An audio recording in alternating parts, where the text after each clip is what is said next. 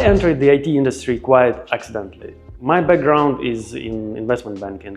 I started my IB career back in 2010, advising companies on M&A strategies, mostly US-based and Western European companies, who were looking to acquire business in Central and Eastern Europe. I worked across different industries like pharmaceuticals, chemicals, FMCG, retail, agriculture, telecommunications. In 2019, our IB boutique signed a sell-side mandate for a US-based IT company. So we prepared the company for sale, we organized the competitive process, collected the offers, and eventually sold the company to a well-known European player. Soon after that, we advised on another sell-side mandate for a European company. We then tried our hand on the buy side. We have built good relationships with dozens of companies worldwide, so we wanted to leverage that experience. We agreed with a few larger players that we would search for acquisition targets based on their requirements. Eventually, we realized that the ideal target company simply didn't exist. So we decided to build one. We have partnered with two smaller IT companies, and that's how the Altamira group was established. Since then, I'm spending most of my time in the IT industry.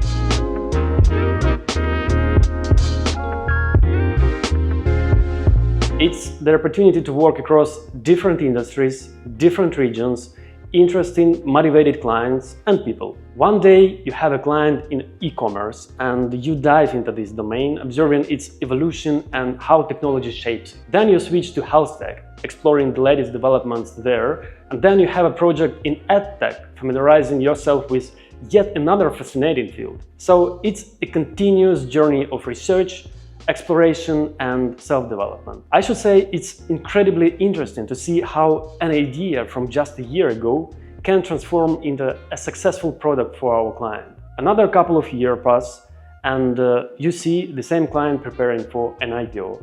Isn't that exciting enough?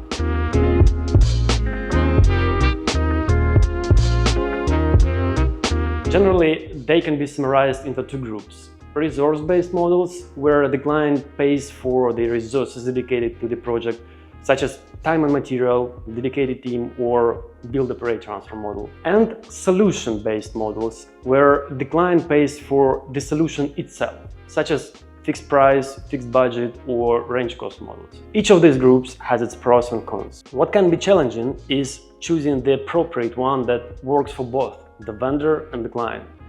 Some might say that vendors prefer resource-based models like time and material because you guys just charge us based on the amount of time you spend, but honestly, that's not true.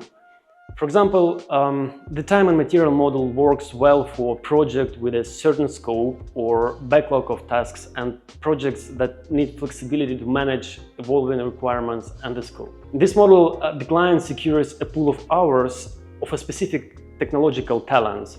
The client defines the scope, sets priorities for the team, and ultimately bears most of the risk of the development. This model allows flexibility for scope modifications during the project execution, high visibility on resource control and utilization, but the client mostly manages the risks related to the scope, quality, and outputs.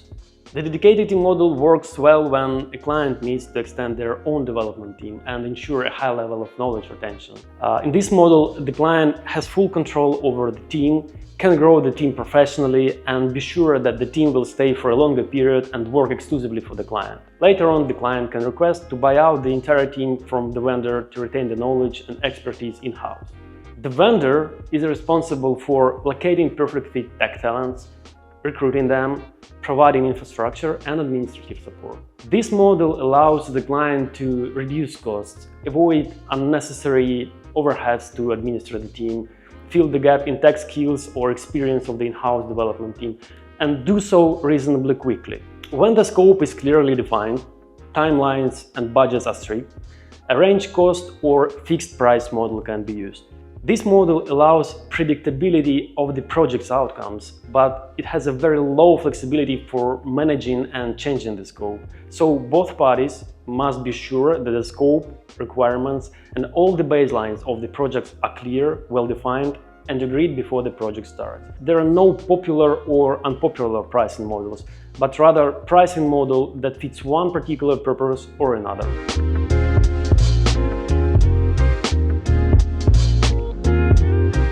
I don't think much has changed. There are two camps of clients, those who prefer or need one model or another. I wouldn't say that time has impacted the client's appetite for risk. It's more about the project nature itself. When resources, timelines, and costs are difficult to estimate, project specifications cannot be clearly defined, or there are a high level of uncertainty in the scope which can be changing dramatically, it's better to use the time and material model. For long-term, high-complexity projects with an ambitious and rapidly evolving scope where knowledge retention and compliance with the client's processes and standards are important, the dedicated team model is preferable. When the requirements are detailed, well-documented, and reflect the entire scope, and the client doesn't want to handle risks related to delivery, quality, team, or technologies, then the fixed price, fixed budget model is better. Are we open to experiments? Yes, we are. We have offered some custom approaches to clients. For example, we've developed an internal solution that we were considering commercializing. To make it successful, we needed practical application in real-life scenarios. So we looked for clients who could benefit from this solution.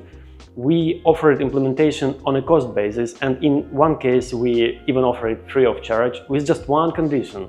We wanted the client to help us to train and improve the solution process-wise, feedback-wise, and data-wise. We wanted to use their business processes and partners to improve this solution. So we were not looking at a typical client-vendor relations, but rather a partnership.